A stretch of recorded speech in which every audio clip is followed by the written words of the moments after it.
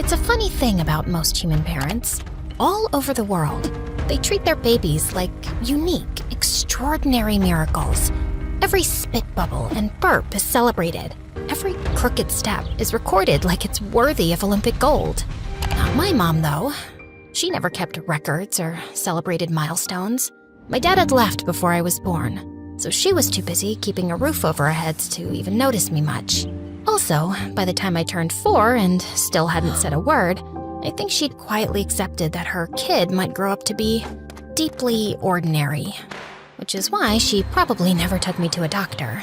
While she worked as a maid at rich people's houses, she left me all day with our neighbor, Mrs. Sharma. That son of an owl stole all my jewelry and invested it in a food truck that sells boiled peanuts. Who even eats wet nuts? He's an idiot wrapped in a moron. At least your son leaves the house. Mine's in his room making dance videos all day. Still sounds better than selling soggy nuts. Ugh, that dumb son of an owl. You're not an owl. I saw your dead husband's photo. He's not an owl either. Therefore, it makes no sense to call your child the son of an owl. Did she just speak? Did she just say therefore? Also, owls are not dumb. They're highly intelligent creatures who have clever hiding places for food. They can also remember different hunting routes, even after seasons change. Sarah? How do you know all that? It's in that book. I read it while Mrs. Sharma was watching that soap opera with that woman who keeps coming back from the dead. I think I know why her son is stupid. That was the first time I saw Mom smile. It didn't happen again for a very long time. From that day on, it felt like every buried hope and ambition Mom ever had got pinned on me. She said I was special, and apparently that meant one thing: studying. Constantly, aggressively, and without praise. If I got A+ grades, it was nothing impressive, because she said everyone else in my class had one brain cell. School picnics and field trips, a complete waste of time. And while other kids chilled out on Sundays, I was attending the public library like it was church.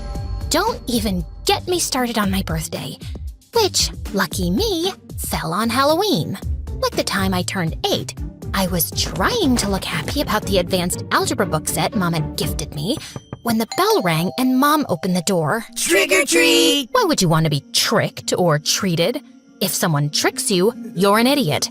If someone treats you with sugar, you're still an idiot, just fatter and with cavities. And what are you even supposed to be? A zombie! I eat human brains! Looks like someone ate your brain. Lady, do you have candy for us or not? No, but I have something better. Sarah, bring your birthday dessert. I died inside as I carried my ugly chia seed flan to the door. Yeah, I never got cake. I'll cut you a slice. It's full of omega-3s. Ew, is it supposed to move like that? I think it just blinked at me! She pushed the plate away, and it splattered on the floor. The kids ran off, while Mom yelled after them, and I couldn't stop grinning. That zombie girl was my hero. Yeah, Mom was hard on me, and growing up in that house was stressful. But I realized that life was hard on her too. Like once when I was 10, I stopped by one of the houses she worked at, just in time to walk into a meltdown. You left the cupboard open again, and my dog knocked over the wedding china trying to reach his treats. This is why I never trust the help around expensive things. I'm really sorry. Actually, I've seen your dog open the cupboard by himself before, and maybe you shouldn't keep his treats next to your plates? Sarah, stop. You know what? I was only going to dock the price of one plate from your salary. And suddenly, she grabbed 2 more plates from the cupboard and smashed them on the floor. But look what your daughter made me do. Now you'll be paying for 3. I'm sorry if I made things worse, Mom, but it wasn't even your fault. How can you let someone talk to you that way? Because people like me don't get to argue, Sarah. I can't lose this job, so I nod and apologize and swallow my pride every day. This is why you can't be average. You're going to have to study harder than anyone else and become someone brilliant. And one day, you're gonna walk into a house bigger than that. Not to clean it out, but because you own it. You're going to go places, and you're taking me with you. Yeah, no pressure at all. I got bumped up to the 9th grade when I was 12. Some kids looked at me curiously, others snickered and asked me if I needed a high chair, but mostly they ignored me. Till the day I was paired up for a science presentation with the most popular girl in class, Brittany. And I ended up correcting her spelling on the board while she was presenting her part. Honestly, I thought I was being helpful, but apparently, I ended up crushing her fragile ego. After that day, she and her minions started playing their favorite game with me, called Oops, I'm Sorry. They accidentally bumped into me in the hallways. Oops, I'm sorry. Accidentally hit my face with balls in the gym. Oops, so sorry. Accidentally kicked my chair from under me in the cafeteria. Oops, I'm so sorry. My elbow got scraped when I fell, so I went to the school nurse to get cleaned up. I've seen you around, and I actually feel sorry for you, honey. Kids like you just don't have a normal life, honey. I know a few who got bumped up a couple of grades, and they all ended up with mental illnesses. Turn a little this way, honey. Just then, Brittany burst into the room with some white stuff all over her hair. Nurse, save me! Save my gorgeous hair! A freak put gum in it! And then she appeared, a girl I'd always seen sitting at the back of our class. Don't help her, nurse. She's always bullying that one kid, and someone had to do something about it. As Brittany screamed hysterically, the nurse led her to another room and told her to wait, then returned to me. See, this is what I mean, honey. You should just go back to your old school with kids your age, or you'll end up a criminal most likely. Are you bullying her too, nurse? Are you telling her she doesn't belong here? You know, I have a lot more gum, and I'm not afraid to use it on you too. It took some yelling from the nurse and some convincing from me to make Juno back down. And that was the day I made my first real friend. We started hanging out every day during recess, and then after school too. I knew Mom wouldn't approve of this friendship, but she wasn't home till late in the evening, so she didn't have to know. I tried to teach Juno important things, like studying, time management, basic grammar, and she was always trying to teach me life lessons. Ugh, how could I forget the World War II quizzes today? How could I? Oh my God, I can't breathe. I'm gonna fail. I can't fail. Breathe, little nerd. You'll be just fine. Even Einstein failed a quiz one time. Try to get a life. Try to be cool. It's not life and death. It's just high school. And she was always trying to make me stand up for myself. Like the time she told me to meet her in the schoolyard after hours. We are gathered here today so you can learn to grow a spine and stop being a soggy breadstick. Ouch. You don't have to be so harsh. Okay, sweetie, we are gathered here today so you can learn to grow a spine and stop being a soggy breadstick. Now picture I'm Brittany. What do you really want to say to her? Brittany? I think you're kinda mean. Ew, are you trying to write her a love letter? Please stop kicking my chair. Are you clenching your butt? Unclench immediately and let out the rage. You shouldn't have poured soda in my backpack, you witch. Yes, give me more of that. Tell me something you hate and have never said out loud. I hate Jessie Flynn, Mom. It looks like it was made from alien boogers. Just smile at me sometimes and get me a freaking chocolate cake, woman! Oh no, I'm sorry. Your mom. What? Oh my God, your face. I hate you! I didn't know how fast everything would change, but for a little while, I just got to be a kid with a best friend, and it was glorious. One evening when I got home, I was surprised to find Mom there earlier than usual. Your mock SAT scores came today. Quite pathetic. For a genius. I didn't have much time to prep, but I'll study harder for the next try. Oh, I'm sure you will. Now that your little adventures with that girl are over, you think I don't know where you go after school? Clearly, she's distracting you. She's not a bad influence, Mom. She's the only reason I don't feel like I'm suffocating all the time. Oh, poor you. Suffocating in a house you live in for free, with everything handed to you. And all you have to do is study. But no, you've got other priorities, like hanging out with some loser. You don't even know her. She's kind and brave and funny. I know her family. They're poor and cheap and what are we, Mom? Royalty? Juno's my best friend, and I don't care if you don't approve. I felt shocked at myself as Mom looked at me. She got up and left the room. The whole weekend, she gave me the silent treatment, and the guilt started eating me up. Maybe I had been slacking lately. She worked without a break so I could focus on studying.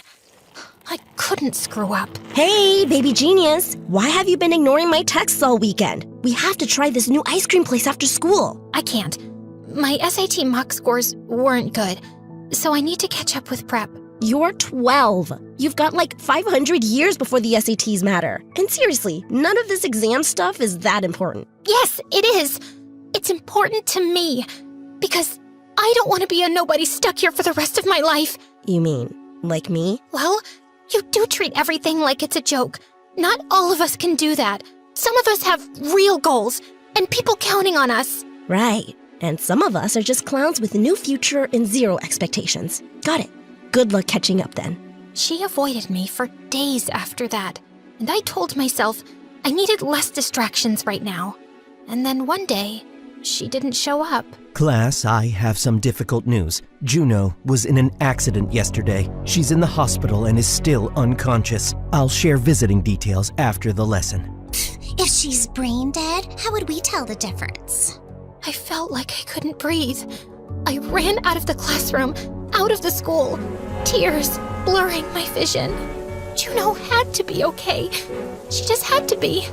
So I could tell her I was so sorry. I stayed by her side for days. I couldn't focus on school or mock exams. I couldn't even really care about what Mom thought. She wasn't stopping me from visiting Juno at the hospital, but she didn't sit by me either. A few days later, I was getting a candy bar from the hospital vending machine when I spotted Mrs. Sharma and Mom talking down the hallway. How's Juno doing now? Still the same. And Sarah hasn't gone to school in 2 weeks. It's not like Juno is missing much either way, but my child is. And who knows how long that girl will be a vegetable anyway. Just then, Juno's mother appeared around the corner, looking furious. If this is how you talk about my daughter, I don't want you here. And take your precious child with you. Our family's going through a lot already. We don't need you to make it worse. No, wait, I'm so sorry. But her mom just walked into Juno's room, slamming the door shut in my face. Mom reached for my arm, but I jerked it away and ran off in tears. And that was the last time I saw Juno.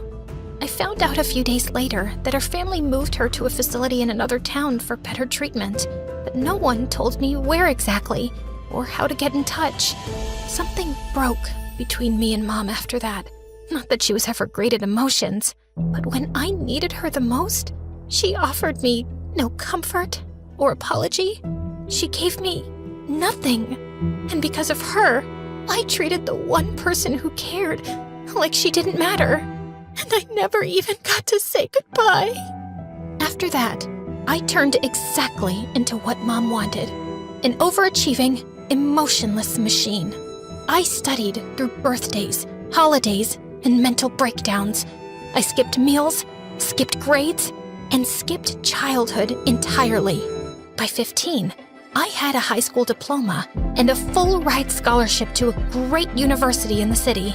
So, Mom and I packed our bags and left. Then in my second semester, I pitched the idea of a fashion app for a class project. So, you upload photos of your clothes, and Stash Tag scans, tags, and sorts everything. Then it builds outfit combinations, finds discounts on matching items, and even connects you to a resale platform for stuff you don't use anymore. Basically, it's your closet, but smarter. My professor loved it. and said he knew people who'd be very interested. Before I knew it, I was pitching the idea to real investors. And then, Stash Tag blew up overnight. TikTok lost its mind. Fashion bloggers and stylists were calling it revolutionary. And just like that, I became a millionaire before I was legally allowed to drive. We had everything Mom ever dreamed of. A house bigger than any she'd cleaned. Respect. Security. She even started her own business called Bright Minds Academy, a prep center for SATs and college applications built on the slogan, "I raised a genius. Let me help you raise one too." I was happy for her, really. I'd worked hard so she could live this life one day. But I'd also worked hard to get away from her. So, at 19, I'd quietly applied to a master's program in literature some months ago, just because I wanted to do something for me. The university was across the country, and my flight was tomorrow. I was going to tell her tonight, over dinner. And then, I got the phone call from Mom's secretary. Miss Sarah, your mom slipped down some stairs. You need to come to the hospital immediately. The next few weeks went by in a haze of test results and doctor consults. Mom had suffered a spinal injury and head trauma, and she still hadn't woken up. And then one night, I was jolted from my sleep with a smack on my face. Ow! What the heck? Oh my God, Mom? You're awake! Get away from me. Who are you? Where am I? What? Mom, it's me, Sarah. It's okay. You had an accident. I don't know you. I don't want to be here. She yanked the blanket off herself, but she couldn't get off the bed. Why can't I move my legs? Mom, please, calm down. What did you do to me? What's wrong with me? Just then, some medical staff rushed in and calmed Mom down by giving her sedatives. And the next morning, the head doctor gave me his diagnosis. Your mother's spinal trauma caused temporary paralysis from the waist down, which will be fixed with physiotherapy and she will walk soon. But mentally, it seems like she reverted to when she was 8 years old, and we don't know if it's permanent. So, are you saying she doesn't remember me? She only remembers some of her childhood. So yes, she has no awareness of who she became as an adult or who you are. I know this is a lot to process, but we will help you both adjust. First, she ruled my life as my mother. Now, she'd forgotten that entirely and was about to rule it as an 8-year-old. She got to be a child again, and somehow, I still wasn't allowed to be. After a few days of making her understand the situation, the doctor said I could take Mom home. I knew she was confused and scared, and she'd act out, but I had no idea what I was in for. I hired qualified nurses and maids for her, and she kept chasing them all away. She pushed me in the bathtub. She locked me in the supply closet and wouldn't even let me out to pee. She headbutted me when I tried to wake her up for lunch. I decided to take some Zoom meetings from home to keep an eye on her. And I had a new surprise waiting for me every day. Like the whoopee cushion she placed on my chair, which made a big fart noise the second I sat down. And the next day, I jumped up in pain when I sat on a toy porcupine. And the day after that, I didn't find anything on my chair. But as soon as I sat down, my feet landed straight into a tray of green slime. I was so sick of her stupid tricks. Especially when I found out she was funding them with my Amazon account. And anytime I tried to talk to her, it was just so difficult to get through. So, the doctor said I shouldn't call you Mom anymore since it makes you so uncomfortable. Yeah, also because I'm not your mom. Right. So I'll just call you Mary then. Nope. Only my friends call me that. You can call me Your Majesty. Yeah, that's not happening. Suit yourself. Mary, can you please put that away and eat your food? You need to take your meds after this. Mary? Mary? Mary? Your Majesty? Yes, servant. Please finish your food. Okay, servant. Don't you think that sounds a lot better than Sarah? There was a girl in my class named Sarah, and I hated her. Then why did you name me Sarah? I don't remember naming you. But if I did, maybe it's because I hated you too. Her childish, spiteful words got under my skin, and I just wanted to scream. A few days later, I took her grocery shopping with me. And after she kept chucking vegetables out of my cart and throwing in candy, I told her caretaker to wait with her at the front of the store. Gosh, I just needed a few minutes of peace. Hey, excuse me? Just wanted to say something. Sorry, I don't want to fill a survey or sample any products. That's not what I was gonna... Also, I'm running late for something, so... Okay, cool story. Just wanted to know if the note stuck to your butt was a deliberate fashion choice. Wait, what? I turned around and pulled a paper off my skirt. Kick me, I'm stupid and boring. Ugh, my mom did this. That's a bit immature. Yeah, well, she's the worst 8-year-old ever. I'm sorry, did you say 8? Just then, I heard a loud crash and went running to the front to see cans of tuna on the floor, right next to her caretaker. Where's Mom? She pushed me into the tuna display and bolted outside. As I dashed out the door, the guy caught up with me. I'll help you find her. So, am I looking for a grown woman or an 8-year-old? She looks 40, but she's mentally 8. She's in a wheelchair, and she rolls super fast. Wow, I have so many questions. But okay, got it. A passerby overheard us and said he'd seen a woman in a wheelchair going to the park nearby. As we ran down the jogging path, I suddenly spotted her. Oh my God, she's heading for the balloon vendor. Mom crashed straight into the balloon stand. The vendor tripped, balloons flew away, and kids screamed. As we shouted apologies and finally caught up with Mom, I grabbed the handles of the wheelchair, and then she flung herself onto the ground. Please help me. My daughter is so mean. She says I deserve to be in a wheelchair because I'm ugly. Oh, now I'm your daughter? Cut it out. And she doesn't even let me watch MSA, but you definitely should. Like and subscribe now. She's just jealous of the amazing main characters because they're all prettier than her and smarter and better. Will you stop talking? That's how she screams at me all the time. I know one day she will get rid of me so her shady boyfriend with weird tattoos can move into my room. Someone call the police! Help! It took me 10 minutes and a giant ice cream cone to finally make Mom shut up. I called my driver to bring the car around, and as Mom's caretaker helped her in, Adam loaded her wheelchair in the trunk and turned to me. So, do you have a shady boyfriend with weird tattoos? Ugh, of course I don't. Great. In that case, would you like to go out with me sometime? Seriously? You want to ask me out after all this?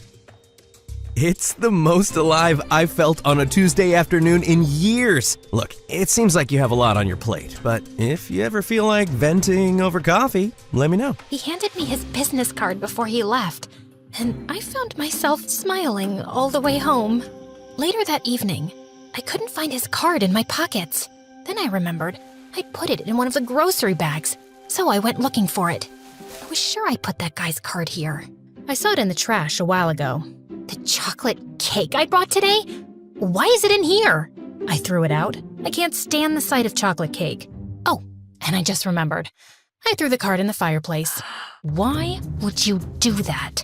Just for funsies. That's it. I'm done being nice to you. You are not helpless. You know exactly what you're doing. You think you can live under my roof, eat my food, disrespect me all the time, and I'll just keep taking it? No! And since you have nowhere else to go, you will respect me, and you will follow my rules, or there will be consequences. I knew I shouldn't have snapped, but for once, she looked at me and didn't see someone she could push around. In the next few weeks, I told myself it was just tough love, that I was hard on her for her own good, like telling her not to waste her brain on useless things. Are you 6? Or too slow to handle a book without pictures? I like this stuff. A guy with laser eyes just blew up a soda machine. Yeah? Well, I like the idea of you not staying dumb forever. I snatched the comic and replaced it with a math textbook. Start with the first chapter. I'll be quizzing you. And of course, it was my job to make sure she had a good diet as well as discipline. No sugar after 8 p.m. You've got the brain of an 8-year-old, not the metabolism. And I didn't need to praise her for every small thing, right? Even if it was her starting to walk. See that? I'm getting better every day. Congrats. Did you want a trophy for something as basic as walking? No, just showing you I'm almost ready to run. Great. Maybe you can start off by running to a job interview. You think I can't survive without you? Please, I know you can't. But I knew I was becoming my mother, and I didn't know how to stop, or if I even wanted to. A couple of days later, I had to go into the office, and just as I got out of the car, I was surrounded by yelling reporters and flashing cameras. Sarah, is it true your mother ran a scam through her SAT Prep Academy? Did she bribe colleges to admit rich kids? Were you involved? What on earth were they talking about? I managed to escape and get into the office, and I was shell-shocked when I checked the news on TV. Allegations have surfaced against the Bright Minds Academy, accusing CEO Mary Smith and other board members of securing Ivy League seats for wealthy students by leaking SAT answers, faking achievements, and bribing university officials. And what about her genius daughter who launched Stash Tag? Are all her academic records false too? Who knows if she even built the app herself? There were people talking about me all over social media. The whole day went by in a haze of disbelief.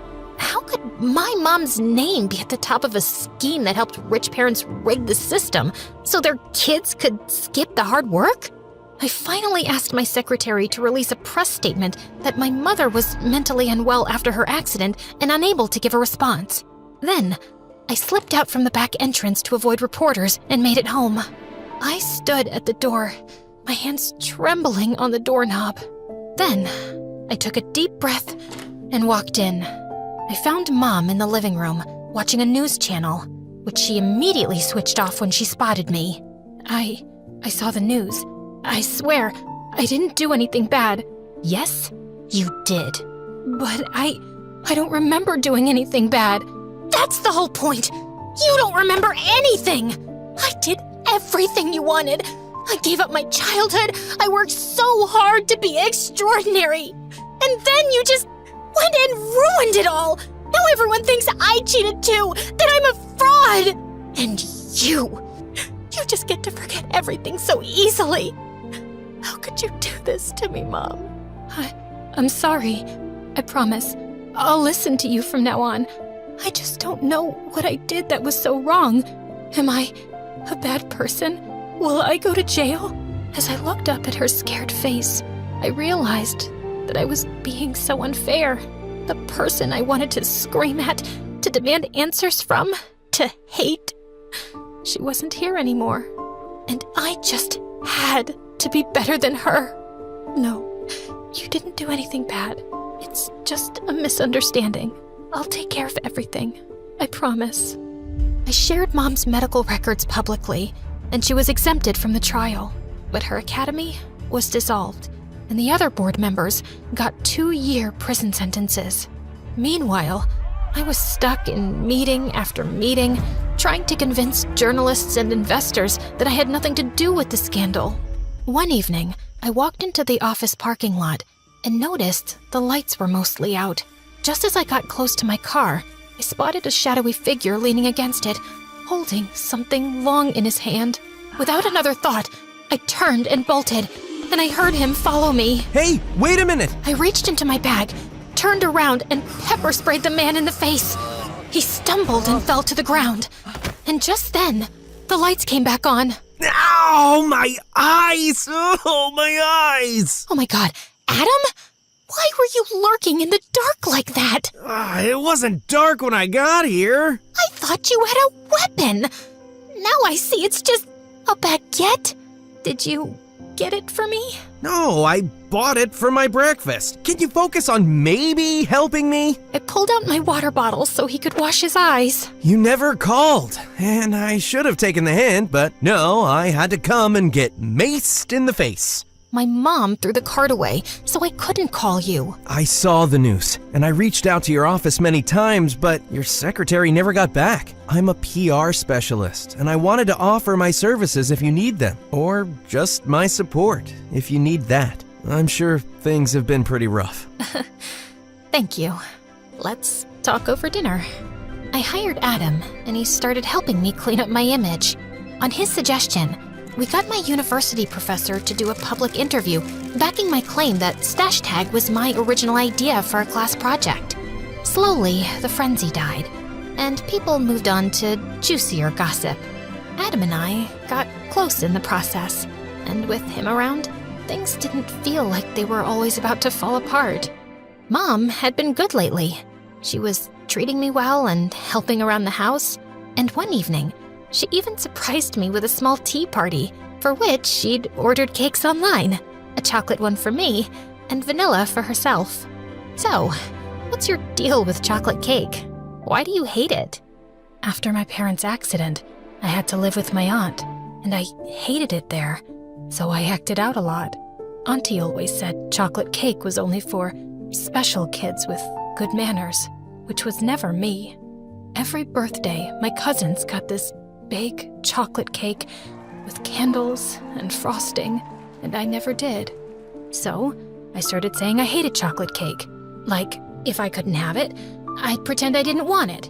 And then, I guess I started hating it for real. I felt a lump in my throat. She'd never given me details of her childhood before, and I'd never asked. How about you try it now and see how you feel? Mom stared at it uncertainly, then took a small bite. She seemed surprised by her own reaction and blinked hard, like she was trying not to cry. It's really good. Yeah? How about you and I go to Paris and try the world's best chocolate cakes? I think we both deserve some fun. Maybe my mom didn't know how to love better because no one had ever loved her right. Maybe the wrong things she'd done came from always being in survival mode and never feeling safe enough. And choosing to forgive her and being different from her, maybe that was the smartest thing I would ever do. Because letting go of your anger takes real strength and wisdom. Breathe, little nerd, you'll be just fine. Even Einstein failed a quiz one time. Try to get a life, try to be cool. It's not life and death, it's just high school.